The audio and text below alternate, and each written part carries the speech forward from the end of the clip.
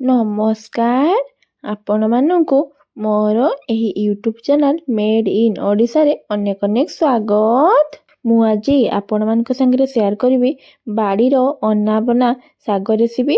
ଅନାବନା ଶାଗ ମାନେ ସବୁ ପ୍ରକାର ଶାଗରେ ଗୋଟେ ଗୋଟେ ଶାଗ ମିଶିଥିବ, ଅନେକ ପ୍ରକାର ଶାଗ ମିଶିକି ଯେଉଁଟା ହୋଇଥାଏ ସେଇଟାକୁ ଆମେ କହିଥାଉ ଅନାବନା ଶାଗର ରେସିପି।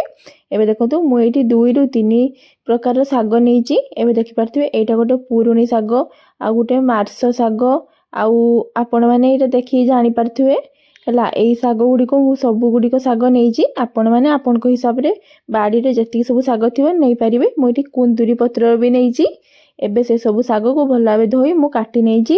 ଏବେ ସେ ଶାଗ ଗୁଡ଼ିକୁ ଭଲ ଭାବେ ଧୋଇ ମୁଁ କାଟି ନେଇଛି।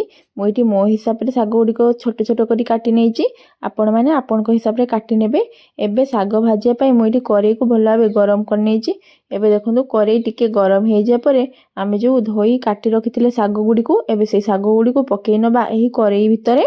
ଏବେ ସେଥିରେ ମୁଁ ସ୍ୱାଦ ଅନୁସାରେ ଲୁଣ ପକେଇ ନେଉଛି। ଆପଣମାନେ ଆପଣଙ୍କର ଶାଗ ହିସାବରେ ଲୁଣ ପକେଇ ନେବେ। ବାଡ଼ିରୁ ଅନେକ ପ୍ରକାର ଗୋଟେ ଗୋଟେ ଶାଗ ନେଇ ସେଇଟାକୁ ଆମେ ଭାଜିଲେ ତାକୁ ଆମେ ଅନାବନା ଶାଗ ବୋଲି କହିଥାଉ। ଏବେ ସେ ଶାଗକୁ ମୁଁ ଭଲ ଭାବେ କାଟି ତାକୁ ସ୍ୱାଦ ଅନୁସାରେ ଲୁଣ ଦେଇ ତାକୁ କଭର ଦେଇ 2ରୁ 3 ମିନିଟ୍ ପର୍ଯ୍ୟନ୍ତ ସିଝିବା ପାଇଁ ଛାଡ଼ି ଦେଇଛି। ଏବେ ଦେଖନ୍ତୁ 2ରୁ 3 ମିନିଟ୍ ପରେ ମୁଁ ତାର କଭର କାଢ଼ି ନେଉଛି। ଆପଣମାନେ ବି ବେଶୀ ସିଝେଇବେନି, ଶାଗକୁ ଟିକେ ଦରସିଝା ଟାଇପ୍ର କରିନେବେ। ଏବେ ଦେଖନ୍ତୁ ମୁଁ ଶାଗକୁ ଭଲ ଭାବେ ସିଝେଇ ଦେଇଛି।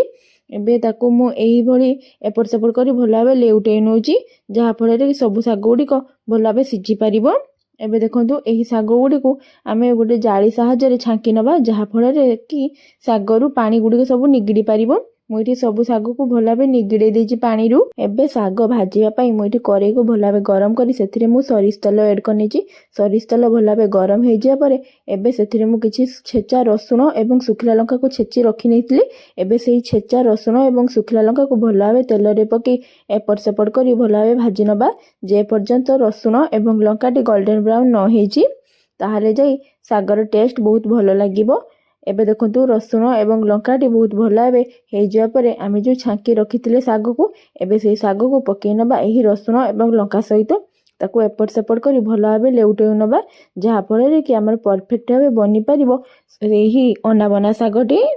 ରସୁଣ ଏବଂ ଲଙ୍କା ସହିତ ଏହି ଶାଗକୁ ପକାଇ ସାରିବା ପରେ 2 ମିନିଟ୍ ପର୍ଯ୍ୟନ୍ତ ଏମିତି ଭାବେ ଭାଜି ନେବା, ଯାହାଫଳରେ କି ଶାଗରୁ ଯାହା ବି ସବୁ ପାଣି ଥିବ ତାହା ବହୁତ ଭଲ ଭାବେ ମରିପାରିବ।